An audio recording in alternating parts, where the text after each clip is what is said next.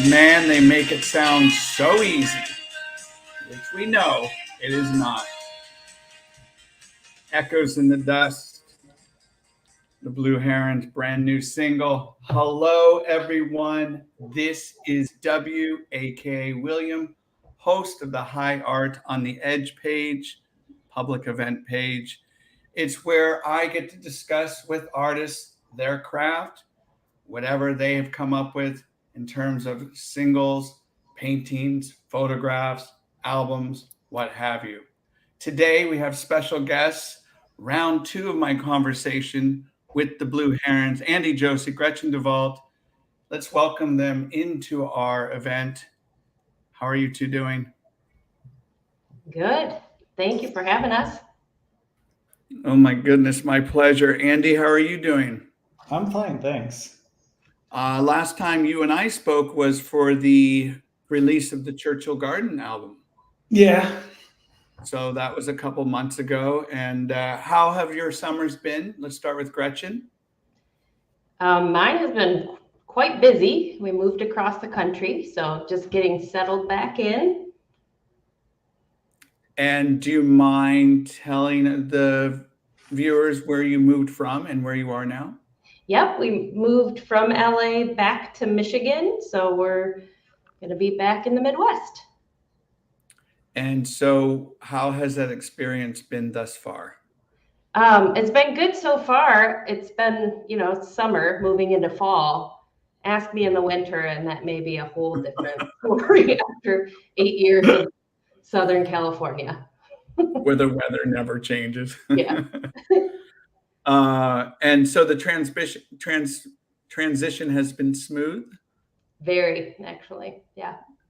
You got a beautiful, is that a family room, living room area? This is going to be this is my office area and listening room. So record player is right back there. And so, yeah, it's a really nice little space. It looks wonderful. Andy, what have you been up to this summer?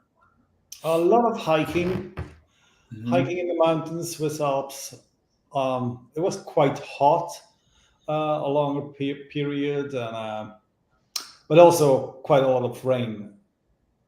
So it was nice, but it's for me it's a little bit too hot. Do you want to tell the viewers where you are located? Where I live? Yeah, we don't need your address. Yeah. Well, I'm from Lucerne, so in the center of Switzerland, right where the Alps starts. It's a very, very beautiful place. What does I don't think I've ever discussed this with you, and we will get to your single, don't you worry. But I do want to know, what does hiking do for you, and how long have you been a hiker for? Well, I was a hiker with my parents, and of course, I hated that time. But nowadays, I usually go alone. So hiking alone in the mountains. You're walking like for 6 hours, and you're all alone for 6 hours if you're lucky. That's just beautiful. There's nothing. There's just mountains, some animals. Just lovely. It's good to bring fresh air through your head. It's good to have good thoughts. Forget about shit things. Yeah, I really, really love it. It's very inspiring. Okay, so I'm going to ask you a hard question. If you don't want to answer it, that's fine. What does making music and hiking have in common? Well, it's more that it's inspiring for making music. If you are in the mountains and you have this beautiful scenery, that's so inspiring for melodies and just for beautiful thoughts. So I think it's more like it's connected. I think I would not have so many ideas if I wouldn't go out and just be alone in the nature. So I think that's that's the connection between it. In terms for you, Gretchen, and it could be LA or where you're at now, do you find inspiration being out in nature? I do actually, yeah, especially walking and just, yeah. Um, the new place that we have too, it's like out in our backyard is like just listening to the sound of the leaves blowing in the trees, which oddly enough, I didn't notice much in Southern California. It was pretty still, it felt like a lot. So it's just really nice in the summer. It's just been nice to be out and listen to the birds. And so I do find that inspiring, just having that space. Right. And with this, I don't want you guys haven't, I mean, have you reunited? I don't know if we would call it that, but maybe just getting back together. I'm not sure. Let's talk about the Blue Herons. Just Andy, if you wouldn't mind giving the viewers a quick summary, kind of how this came about. And then we're going to talk about this brand new song. You mean about like a little bit of the history of the Blue Herons? Correct. Yes. So in the beginning, I did so many songs with the Churchill Garden. If you go on my SoundCloud, I don't know if it's 60 or 70 songs on it, and it's from new wave to shoegaze to twee jangle pop, and I just noticed it's too. I don't know the word for that. Too many styles in it. And when I found Chrissy, it was really time to focus a little bit more into shoegaze dream pop. So I think it's a good time to separate the jangly stuff, jangly pop stuff from the dream pop shoegaze stuff. Even I still mix it a little bit. So I think someone lately wrote something like jangle gaze or something like that, from the endings of the song, basically. And then I was looking for a voice for quite a long time, and didn't find someone I thought it would fit, and someone who would like to do it. That's another thing. And then I was lucky and find Gretchen. And then now we are together in the group, so it's perfect now. Gretchen, how did he find you? Facebook, right? I don't remember what song, like how you heard any of my other music, but that was really how that worked out. And it was COVID too, so everybody was sort of hunkered down. And because I'd been recording remotely with Voluptuous Panic for a number of years pre-COVID, it was a very natural fit to be able to record remotely. I was already used to that. So when Andy reached out and I heard his stuff, it was absolutely beautiful. And I was super excited to get to work on this. So, yeah. So can you recall that moment he reached out to you and bring us back into those emotions? Well, it's a little, you get a random Facebook message, you feel a little weird, but actually Chrissy reached out too and was like, he's a legit guy, like awesome, like talented musician. And so, but like the music was so phenomenal. It was like the melodies just like came out as soon as I heard the song. So it was like really kind of fast because I think Andy reached out and you shared like a Dropbox folder of songs and we had one out within like a month or something. It was insane, like how perfectly like it worked out. So, and then we just started cranking out more and more songs. So yeah, it was really lovely. How many singles have you released? Is it 6? I don't know. Yeah, I don't know. Because some of them are like, there's the Joy Division one that's not, like there's a couple that aren't on like Spotify, but so you have to go back to Bandcamp to see. Well, it might be 6 or 7. Okay. So when I first heard your music, and I told you this in our last interview, It was the song "Take Them Back." And Gretchen, I don't know if you remember this. I messaged you. I think I did, and I said, "This song is so. It feels it's just what jangle pop does, dream pop, whatever you want to call it. It does precisely that. It gets inside that skin. It elevates the spirit. It makes you feel so damn alive. And I want to start getting into that mindset with creating that music. So Andy, quickly tell us the process of creating some, as Gretchen said, these amazing melodies. Well, it's like with the church organ. I don't think. I just do. You just do. Yeah, the problem was in the beginning, I was not able to play jangle pop. I would like to play these things years ago, but I was technically not able to play that because this arpeggio things is just a little bit more complicated than having a lot of reverb on it, and you don't really hear what I play.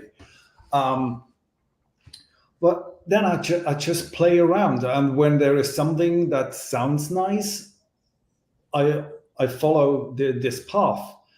But I don't think when I do music. As soon as I start thinking that it's not good, then it comes from the head and not just from the heart and soul. Do you wake up late at night coming up with these melodies in your head? Are you a 2 a.m. kind of person, or it doesn't matter, just that whenever they arrive? I often hear music when I take a shower, because when Okay. you listen music and you Yes. have a shower, you hear something different. Yes. It's not that what I play, what the record player is playing. I hear other melodies, and then I have my phone and start singing like da da da da da da da, and then I have like just a main idea to follow. But I often, well, sing is not the right word. I just do a melody here on the recorder, and then I try to record something and look if it works. And if it works, I will send it to Gretchen. Okay, so can you guys see this shirt I'm wearing? This is the Bats. They're the band from New Zealand, legendary band. They've been around for a long time. And they do something that, I mean, if I were a musician, I would aspire to do. And you do this, Andy. And it's that ability to create the hook, it's the ability to create the melody. But not only that, I was listening to this song just an hour ago, Echoes in the Dust. The way you build and layer these songs with subtle touches and sometimes big bombastic touches. But in this song, which we're going to listen to, there are some amazing attention to details. So I'm going to ask you, Andy, where did you get this skill to be so attentive to detail? Was that something passed down from a teacher, a parent, a grandparent? No, I think that's something I always had since a child. And also my profession as a picture editor, I have to care about details. I mean, and I love that. And as a child, I was not a good painter, but I like to make pictures with just little black strokes. Strokes, is that the right word? And just like thousands of little strokes, and then a picture starts to grow. So I just like these things. Maybe it's my HDS it's in my head, and I just can sit down and do little things for hours. And in the music, it's the same. I think why there are so many details in the song is that I came from the idea making music as an instrumental. You know, in the beginning, I make music as an instrumental, one person, and then I often was just scared that it's so boring. So every part I change things, and I continue that. If you listen it, you will notice there is no part exactly repeating itself. There is always something else. Absolutely. But, and I will say, and Gretchen, would you agree or disagree? But would you agree that these changes and not being the similar, it's just for the Blue Herons music, Go On, Endless Rain, Take Them Back. There's such a shine to it. There's such a sparkle to it. So when you're working with Andy and you know you've got him that you're working with, what does that do for you as an artist? I mean, I know that whatever the song, like even if what I'm getting at the beginning, it's always pretty polished. Even like the instrumental part is always pretty polished, even though Andy might not think it's that polished. It's really good. And so it's very inspiring to just hear that and to get lost in that while you're coming up with like the vocal melodies and lyrics. And so, and then I know that even once the vocals go back to Andy, I know it's going to turn into something even like bigger and cooler. And Yes. I am not a attention to details person. I'm like high level. And so I love what Andy does because it's not my skill set to like get into the weeds of it. And so I always am amazed at what he comes up with. And like I said, I'll hear it and be like, this is polished, this is all ready to go. And then I'll do vocals and come up with stuff. And then it comes back and it's like, this is even more magical. How is this possible? So my girlfriend and I were listening to Mitski, the artist, and we were also listening to Echoes in the Dust. And I turned it up and I said, just listen to that. And there's that element of surprise, and we'll listen to this in the song. There's the element of surprise that I really gravitate towards in music when I didn't see that little turn coming. And so with your vocal melodies, and now that you've been working together for a while, how have you grown, Gretchen, as a vocalist for the Blue Herons? Actually, this has been like pretty transformative. Just like what I've done with Blue Herons has impacted all the music that I've done that I've like moved towards, because before my writing was always, or a lot of times, I shouldn't say always, a lot of times it would be like I would write a guitar part or just rhythm. So I really just play rhythm guitar to write a song. And so when you're doing that and you're working on a vocal melody, there is an impact in playing the guitar while you're singing. You're just like, I'm limited to what my guitar skill set is and I don't know. But when I started working on Blue Heron stuff, I could like sing things that just different melodies that I could just be free to hear the music and get lost in it. Versus like when you're playing it, it's hard to get lost in it because you're also, part of you is just like you've got two things going in your brain at the same time. And it's just like I can go into the vocal booth and it's like almost like a meditative experience. It's really lovely. I love to just go in there and I can just sing and I'm by myself and I can like explore, but I get lost in the music. And I think Chrissy's talked about that too. Yeah. Mm-hmm. Yes. Tremendous, must be a tremendous collaborative experience. Okay, so with Echoes in the Dust, we've had some time since your last single. So Andy, when did you plant the seed for this song? Oh, I can't remember. I think I sensed the idea quite a while back, isn't it? Yeah. Because I sent out a few ideas, and I think that was just one that Gretchen liked and made the vocals for it. But that was long ago. The only thing that is really new is that it's that Melancholia version, because I just listened to Gretchen's vocals separately and just think, oh, it sounds so emotionally and sad. I have to do something with that. And I reach out to her and say, well, I would like to do it. I think I wrote an acoustic version, isn't it?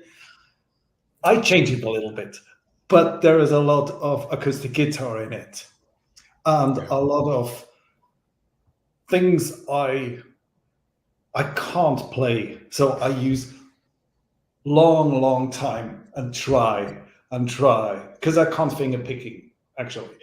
But I just play like short parts. But that's the only really new on it. The idea is quite old. Okay.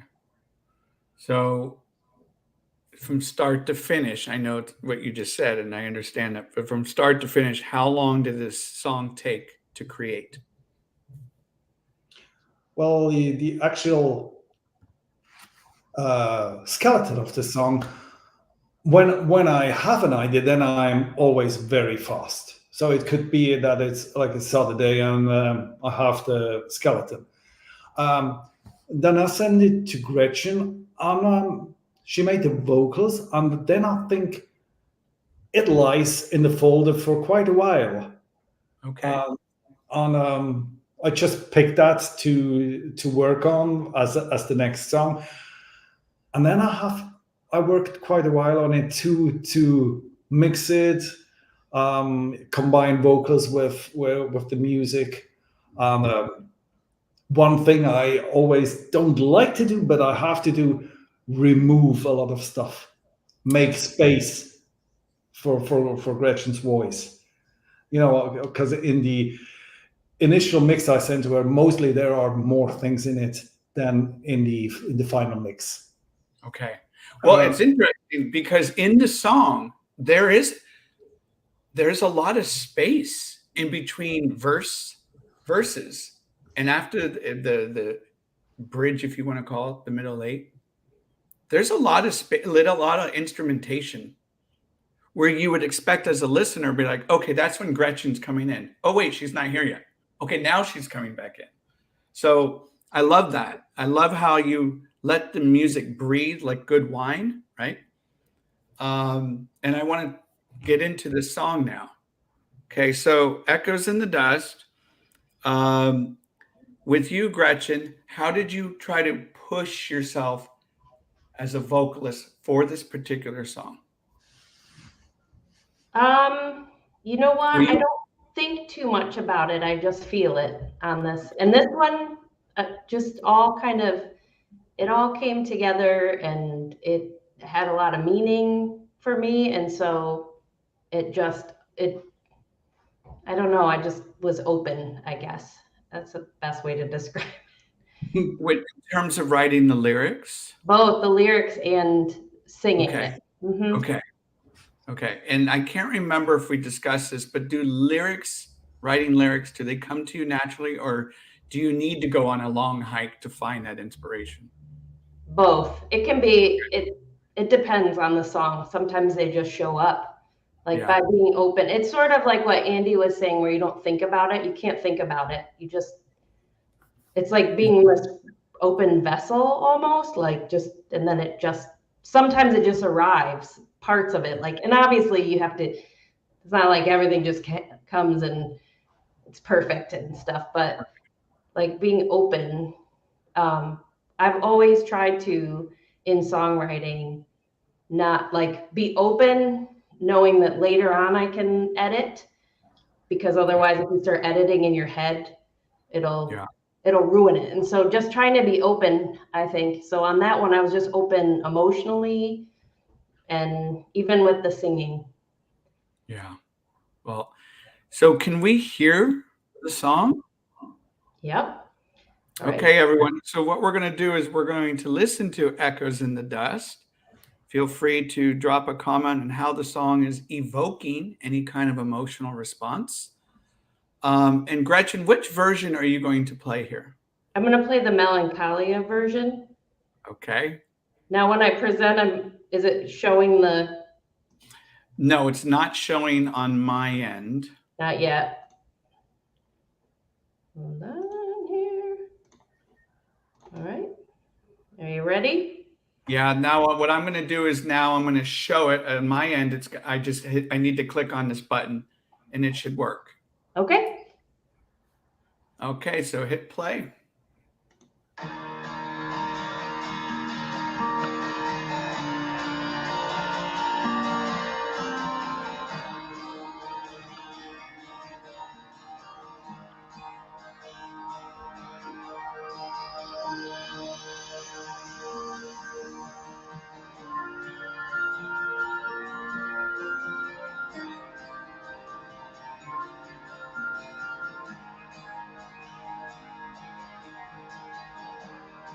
When the day gets dark and the end is near, these will be the days that I dream of. When the quiet comes and I'm all alone, these will be the moments that I dream of.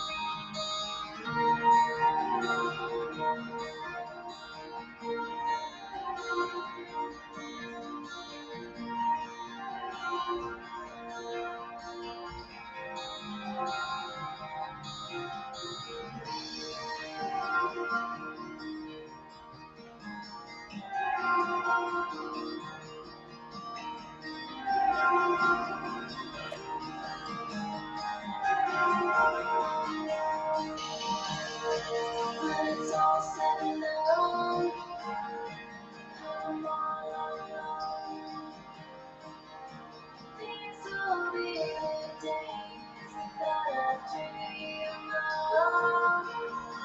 When the sun finally sets and there's nothing left, these will be the moments that I dream of.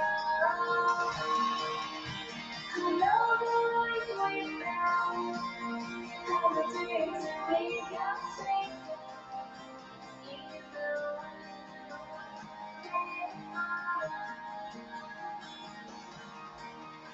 I know the life we found, and the dreams that we can take, even when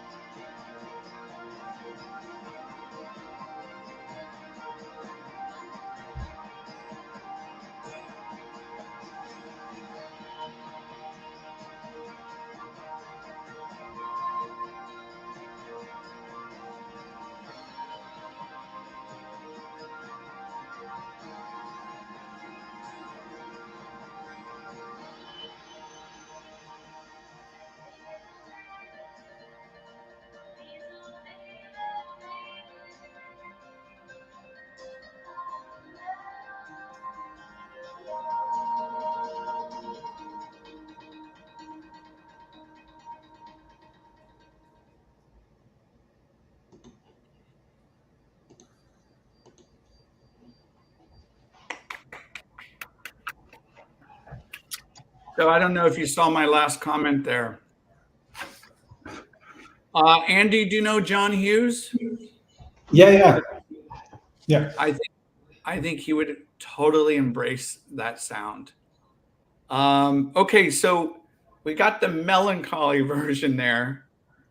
What came first? The jangle pop version. Yeah. Yeah. With hearing this song, I want to ask you, Gretchen, as I also put there, the melodies, the vocal melodies, they really soar, shine, and speak to the heart.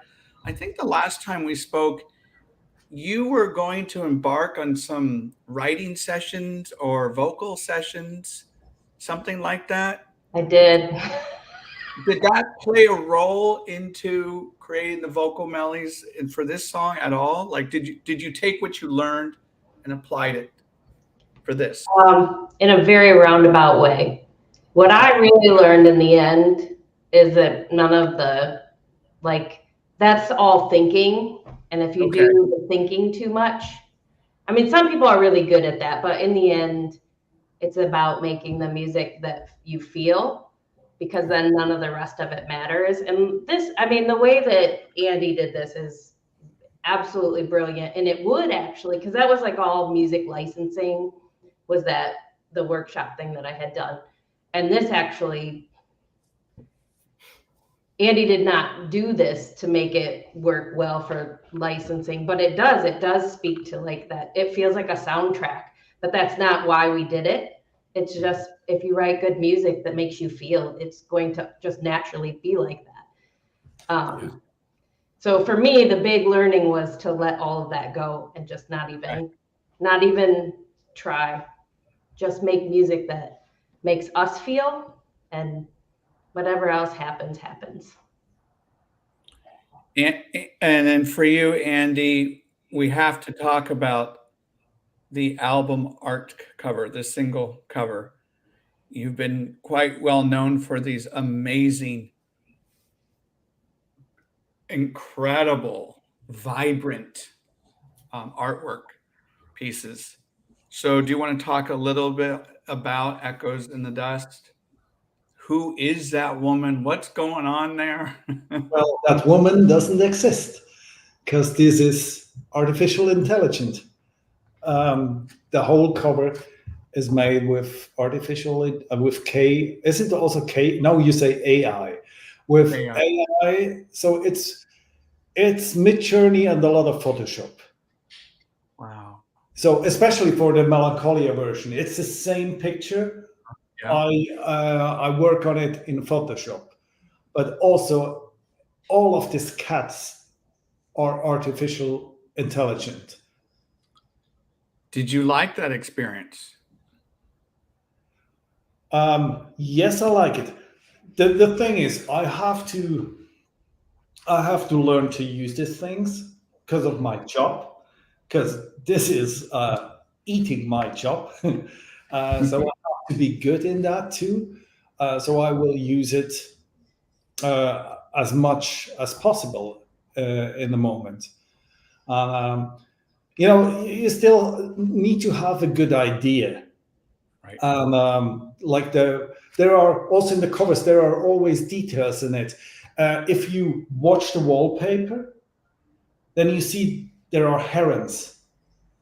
So this is also like a Photoshop. I was searching for old pictures, old drawings from herons, and put them as a wallpaper.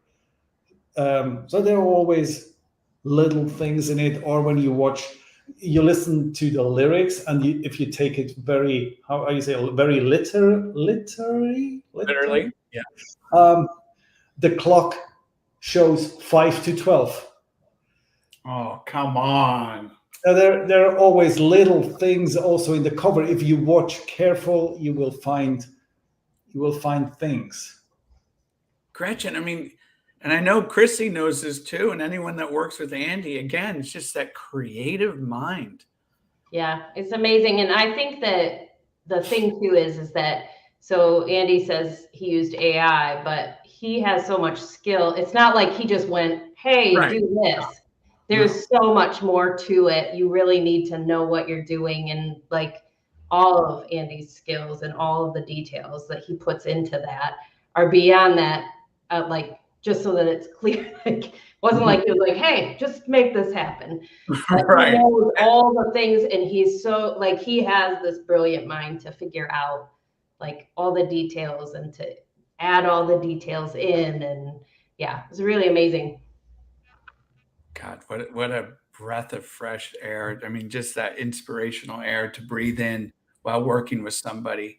It's a game-changing experience, I'm sure, right? Yeah. Is there anything else before we come to the close the curtains on this conversation with the little vinyl picks? Is there anything else coming down the line for the Blue Herons? Anything else you want to share about the song? Either of you, go for it. Well, the funny thing is, we wrote before the show, what are the actual plans for us? Because there are no plans. It's just like, okay, we do more songs, try to make that we both love them and are proud of them. And I think it's the most important thing.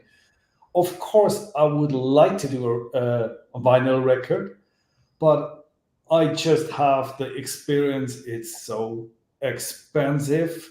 If you do it the way I do, with all these little things with the extra lacquer, and it's so expensive, and I have to sell quite a lot more to get a little bit money back. So I think we go to in the direction, work on a new song, make it that we love it, and I think that we both are happy, and there is no pressure at all. Yeah. Then you also don't have to think. Just follow the heart. Do whatever we would like to do. I think I love it. I love that mindset. Gretchen, do you want to share anything? No, that same as what Andy was saying. I mean, we're just going to put more music into the universe. Sure, an album would be fun. It's hard with the cost and time of vinyl is a lot. I don't know. Everyone has their opinion of Kickstarter, these campaign online programs where you can raise money. Have you ever thought about doing something like that? I've done that we did that with the icicles, and we were able to, it wasn't for vinyl, but I've done it. It's still a lot of work, and it still doesn't always get you where you need to be. I think it's just part of like the indie music world. Yeah. It's just the reality of like, I don't know very many bands that are able to do this as their living. And so you do this for your, like, the love of making music and putting it out into the universe. And so that a lot of times it's just like the realities of how much you have to put into it. Well, and I think, forgive me, Chrissy, if I'm misquoting you, and I'm not quoting you, I'm going to paraphrase here, but I think Chrissy has mentioned the struggle in the heart of, I want to do an album, but I also know singles are a way to go right now, just releasing a little bit here and a little bit there. Does that sound right? Yeah, no, that's totally right. And yeah, it's hard. You're just trying to figure out the best way to get music out into the universe. Honestly, I feel like that's the struggle of all indie musicians, is you work so hard on creating the music, and then it's just a lot that leads up to an album, that it just takes a lot. So the shipping costs, that's the biggest problem. People don't blame me when I have like $24 for a record, when I need $24 for a record. But then when I send it to the States, it's actually almost $30. Then it's $54. And that's just a lot of money. Yeah. So I think shipping costs is the biggest problem at the moment. Yeah. as we don't have a record label, the records are in one place and you have to ship it around the world. Right. Yeah. Heather says hello to everyone. Hello, Heather. Dan says, nice to see everyone. Gunnar says, but we all love the albums. Thank you for tuning in. Thank you. Yeah, Gunnar also did put out one of our singles, so that is super cool. So we are on vinyl. There you go. Yeah. Okay, we're going to wrap it up with some vinyl picks. So for those of you watching, this is how it works. Andy and Gretchen are about to share some vinyl picks that they recommend, vinyl picks that have inspired them along the way, these albums. I'm going to quickly do mine, and then we'll let you two go. I'm just going to do one here. This is a band that I've been listening to over a very, very, very long time. They're called James. And this album came out in 2021. It's All the Colors of You.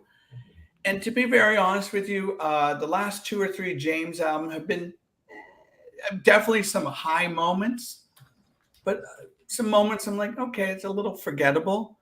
But when this sucker was released, I felt like they had kind of gone back to that James inspirational sound that I've come to know and love for so many years. And there is a track on here. It's called Wherever It Takes Us. If you're familiar with James, they have these big anthemic songs like Sit Down, blah, blah, blah. This is right up there with that one. So if you're one of the lucky people that get to see them perform that song, good for you. But yeah, this is the album I'd recommend, All the Colors of You by James, 2021. Okay. Who wants to go first? Ladies?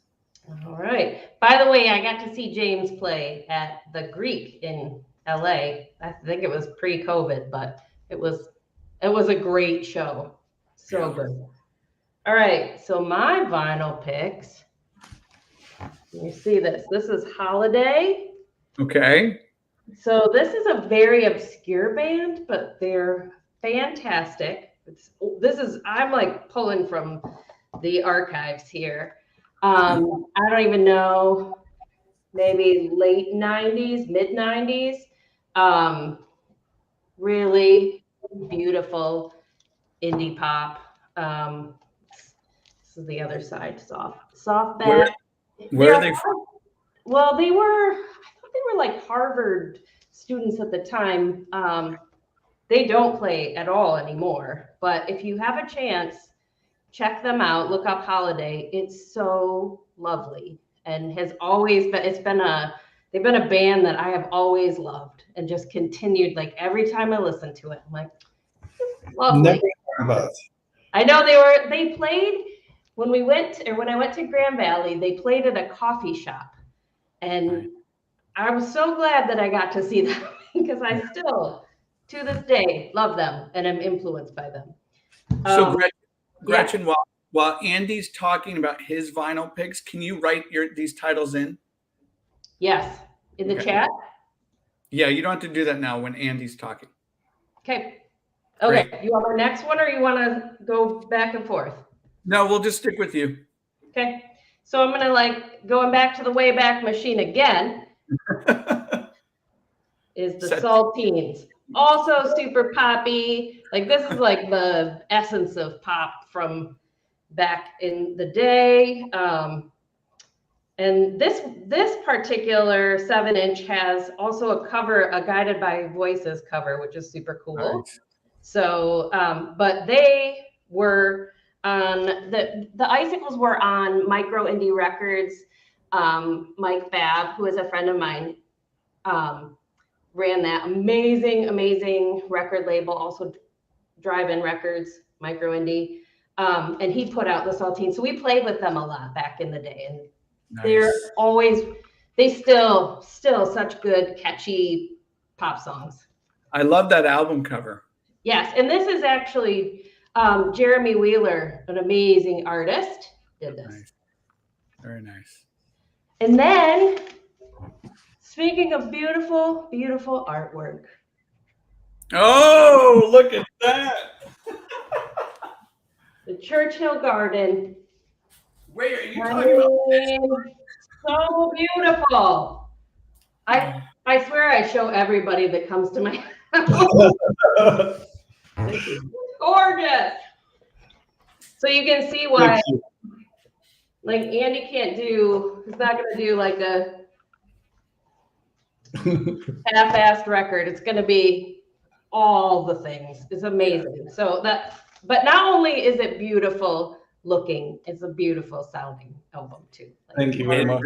it really is. It really is. And I probably have bored Andy and Chrissy to death with my comments. Yeah, it's great. It's really good. It's really good. Any others? those were my three. Those are my top three right now.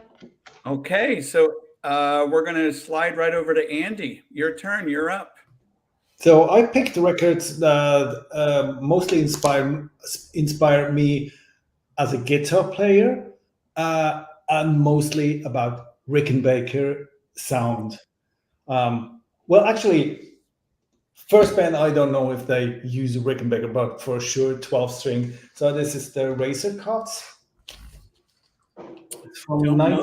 1989, from Creation Records. Wow. Okay. That's So are we getting like House of Love kind jungle pop. of? Okay. Okay. Really, with a lot of 12 string guitar on it. I wish I could play this kind of pop sounds. It's so beautiful. Then the Railway Children, 1988. Mhm. I love this band. Yes. Just too good. And then Did you ever see them perform live? no, unfortunately not.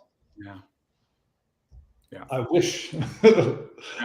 And I wish that they would still play, because the following record, it was so good.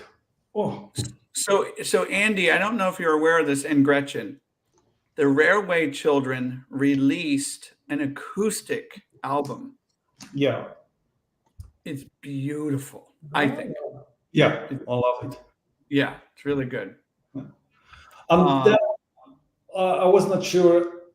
You say three, but I'll have to make four because for sure, where is Oh, woo! Church, Starfish, and I have the signature of Marty here. Love it. Wait, oh, Marty Wilson Piper, got it. Yeah. Well, Andy, guess what I just picked up 2 days ago? Lovely. The brand new one. Amazing. Amazing. Okay, go on. And the last one, Oh. because Arpeggio. it's like Peter Buck, what he plays with the Rickenbacker is so beautiful. Everything sounds so simple, basically, but so well played on that. I love it. So I think it's a little bit equal, even it's very different, but it's a band where I was so inspired from Peter Buck and Marty Wilson Piper from the Church. Gretchen, did you get into REM? A little bit, not maybe like super in depth, but And how about the Church? I loved the Church. Yeah. Just they were probably, even before I got into indie music, that was probably my like entree in.